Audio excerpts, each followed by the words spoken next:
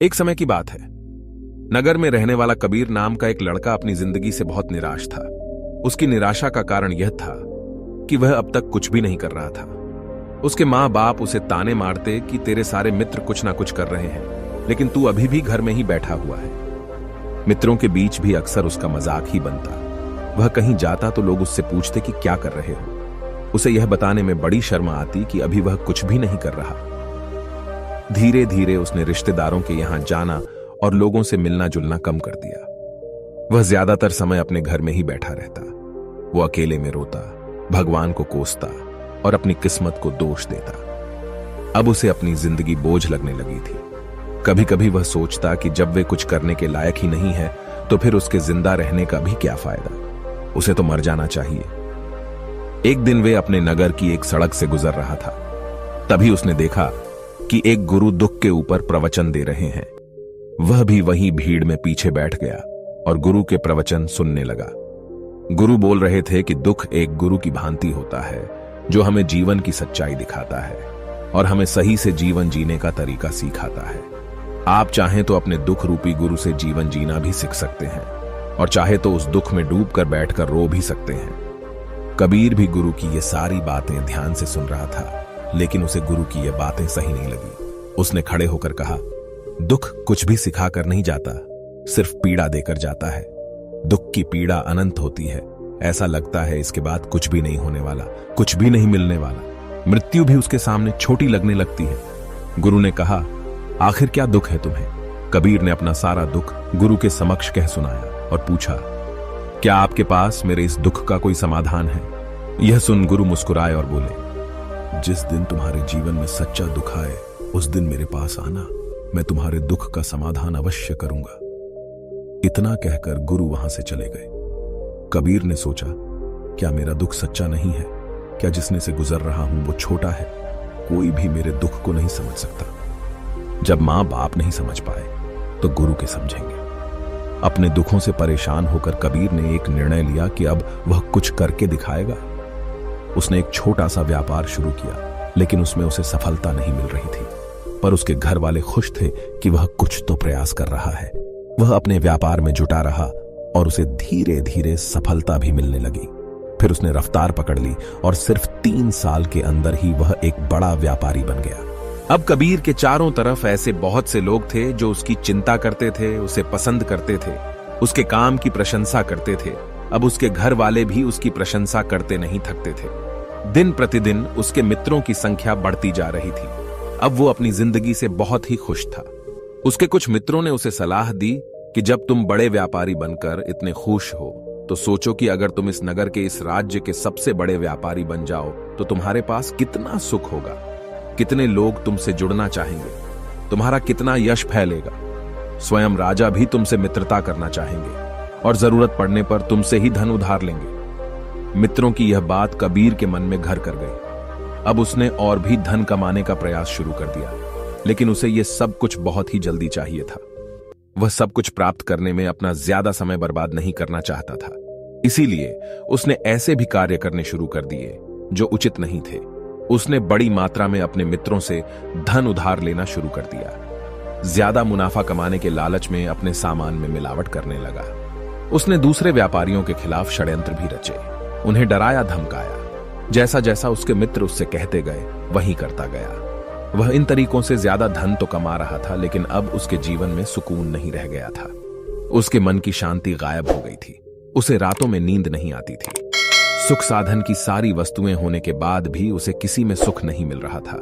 एक दिन कबीर अपनी बग्गी में सवार होकर कहीं जा रहा था। तभी रास्ते में उसे गुरु का आश्रम दिखा। वह रुक गया। वह गुरु के पास जाकर बोला, गुरुदेव, आपने कहा था कि जब तुम्हारे जीवन में सच्चा दुख आए तब मेरे पास आना। अब मैं बहुत दुखी हूं। मेरे रातों की नींद गायब हो गई है। मुझे कहीं सुकून नहीं मिल रहा। इस तरीके से कबीर ने अपनी सारी समस्या गुरु के सामने कह सुनाई। गुरु ने कहा, जब तुम मुझसे पहली बार मिले थे तब भी तुम किसी दुख में थे। तुमने उस दुख से क्या सीखा? कबीर नहीं कहा, मैंने सीखा कि सिर्फ सोचने और चिंता करने से कुछ नहीं होता। अपनी सोच को सच करने के लिए कर्म करना पड़ता है और सिर्फ कर्म करने से भी कुछ नहीं होता। अपने कर्म को अंतिम पड़ाव तक ले जाना भी आवश्यक होता है। चाहे रास्ते में कितनी मुश्किलें आईं, मन कितना ही निराश हो, कितना ही लगे कि अब आगे कुछ भी नहीं होने वाला, तब भी यह मानकर चलो कि मैं जो भी कर रहा हूं उसमें सफल अवश्य होगा। लोग सिर्फ सफल व्यक्ति को ही सम्मान देते हैं, फिर चाहे कोई कितना ही अच्छा क्यों ना हो, वह लोगों की नजरों में होता है। यह सब सुन गुरु मुस्कुराए और बोले, यह असली दुख नहीं है। जब तुम्हारे जीवन में असली दुख आए तब मेरे पास आना, मैं उसका समाधान अवश्य करूंगा। कबीर नहीं जाते समय गुरु को सोने के सिक्कों से भरा घड़ा भेंट किया। खड़ा देखकर गुरु ने कहा, यह मेरे किसी काम का नहीं, इसे उस पेड़ के नीचे गड्ढा खोदकर दफना दो। कबीर ने गुरु के कहे अनुसार घड़े को पेड़ के नीचे दफना दिया और वहां से चला गया। कुछ दिनों तक तो व्यापार अच्छी तरक्की कर रहा था, लेकिन गलत व्यापार की वजह से ही धीरे धीरे उसे व्यापार में घाटा होने लगा। उसकी सारी धन संपदा धीरे धीरे खत्म होने लगी और एक दिन ऐसा आया जब उसके पास कुछ भी नहीं बचा और वह कर्जे से लग चुका था। लेकिन वह निश्चित था, क्योंकि उसने सारा कर्ज अपने मित्रों से ही लिया था। मैं सोचता था कि उसके मित्र बुरे समय में उसका साथ देंगे, लेकिन ऐसा कुछ भी नहीं हुआ। बुरा समय आते ही मित्रों ने ही सबसे पहले अपना उधार मांगना शुरू किया और उधार वापस न करने पर जान से मारने की धमकी भी दी। उसके शुभ चिंतक, उसे चाहने वाले सब उससे दूर हो गए। उसके वो मित्र जो उसके साथ मौज मस्ती किया करते थे, अब उससे दूर भागने लगे। उसके परिवार वाले उसे उसकी गलतियां और कमियां गिनाने लगी। उसकी सारी संपत्ति नीलाम हो गई और उसके पास कुछ भी नहीं बचा।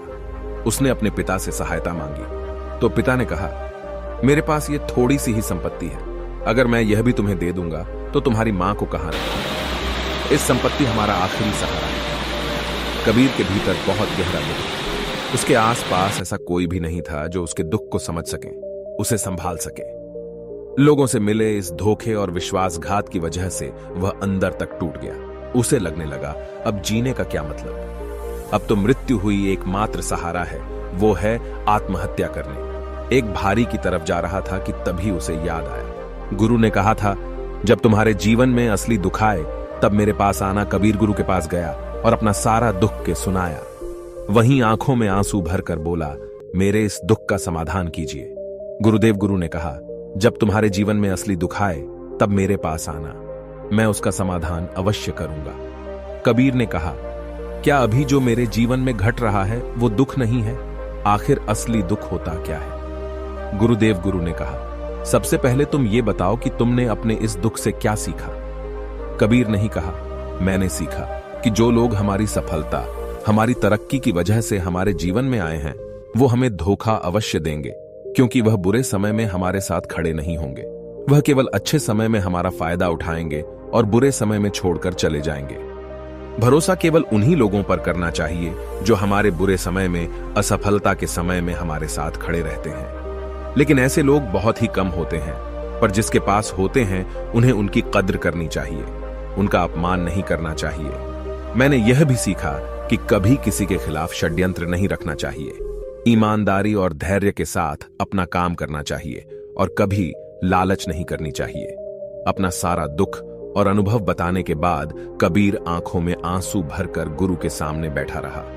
थोड़ी देर बाद गुरु उठे और उस पेड़ के नीचे गड्ढा खोदकर वह घड़ा बाहर निकाला जो सोने के सिक्कों से भरा हुआ था और उसे कबीर को दे दिया और कहा, जब तुम्हारे जीवन में असली दुख आए तब मेरे पास आना।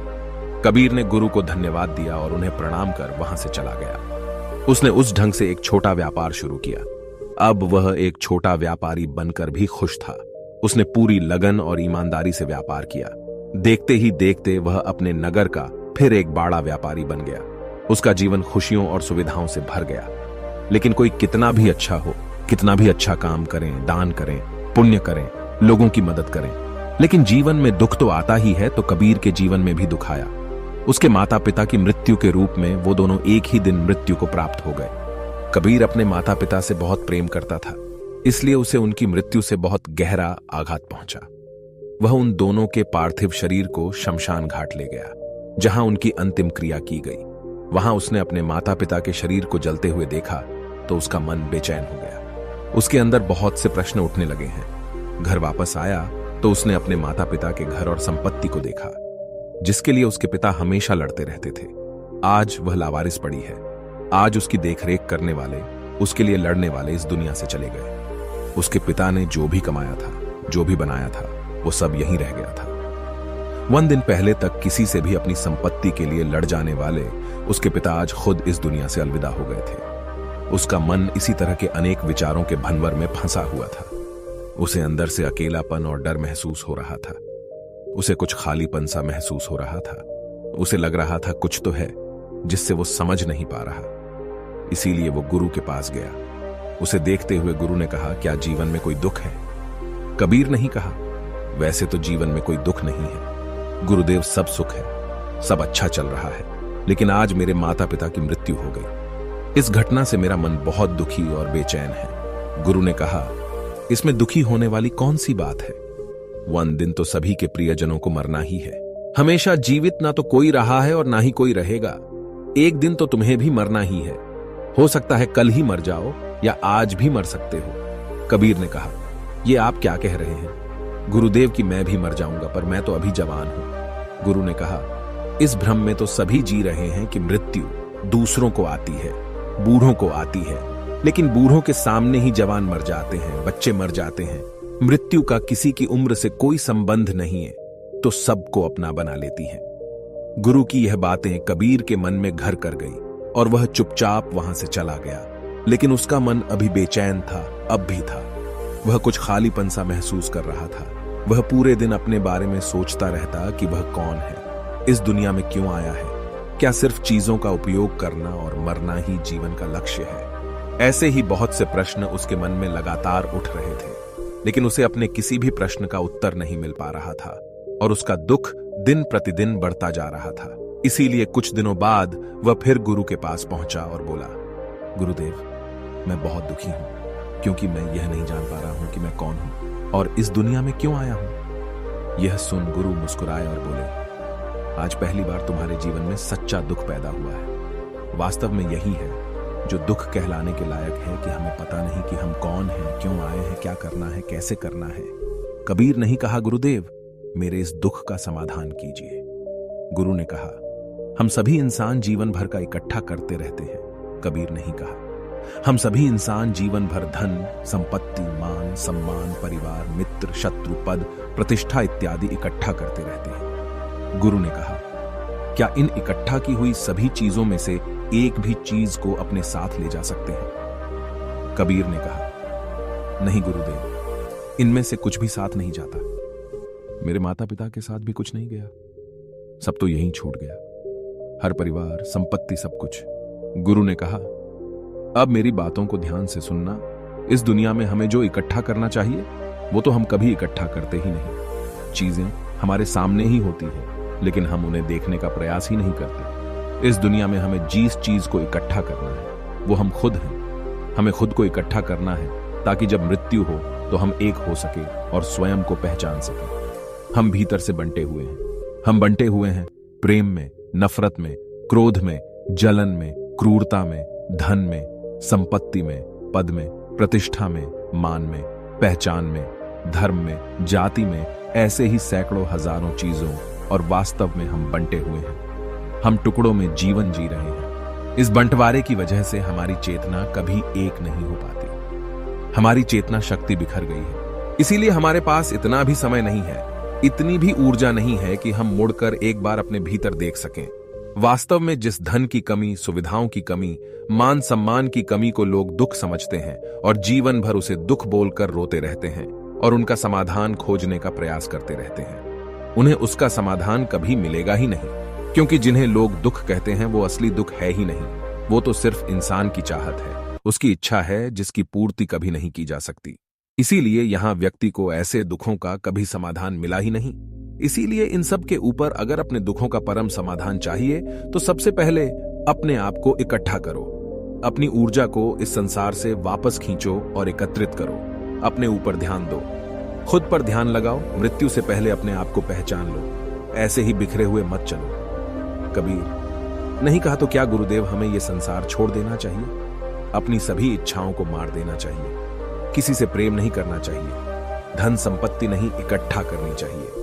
मान सम्मान की आशा छोड़ देनी चाहिए। गुरु ने कहा, एक बिखरे हुए मनुष्य के अंदर से कामनाएं, इच्छाएं और वासनाएं ऐसे ही निकलती हैं जैसे पहाड़ से कोई पत्थर गिर रहा हो जिस पर पहाड़ का कोई नियंत्रण नहीं है। सिवाय देखने, परेशान होने और कुछ खोने के। इसी प्रकार एक बिखरे हुए मनुष्य की इच्छाएं अनियंत्रित और दुखदायी होती हैं। उसका अनियंत्रित मन कुछ भी इच्छाएं और कल्पनाएं करता रहता है और दुखी होता रहता है। लेकिन जब व्यक्ति एकत्रित हो जाता है तो वह जो भी करता है सब उसके नियंत्रण में रहता है। तभी इच्छाएं भी उसकी इच्छा से निकलती हैं। कबीर ने कहा, गुरुदेव, आपने मेरे सच्चे दुख का समाधान कर दिया। आपका बहुत बहुत धन्यवाद। आपसे मैं खुद को एकत्रित करने का प्रयास करूंगा। गुरु ने कहा, मानव शरीर में बहुत ऊर्जा है, बहुत शक्ति है, पर यह बेकार के कामों में बाज कर रह गई है, चीजों में लगी रहती है। यह ऐसा ही है जैसे कि एक अत्यंत शक्तिशाली मशीन किसी बच्चे के हाथों में दे दी गई हो और वह बिना सोचे समझे, बिना किसी नियंत्रण और जानकारी के बस इसकी शक्ति को कहीं भी बर्बाद कर रहा हो। इसीलिए अपनी चेतना की शक्ति पर ध्यान दो और इसे एकत्रित करो। कबीर को अपने प्रश्नों का उत्तर मिल चुका था। उसने गुरु को धन्यवाद किया और चुपचाप वहां से चला गया। दोस्तों, उम्मीद है कि आपको यह कहानी पसंद आई होगी। यदि आप ऐसी और मजेदार कहानियों और संदेशों को और सुनना चाहते हैं तो हमें सब्सक्राइब करें। नमो बुद्धाय।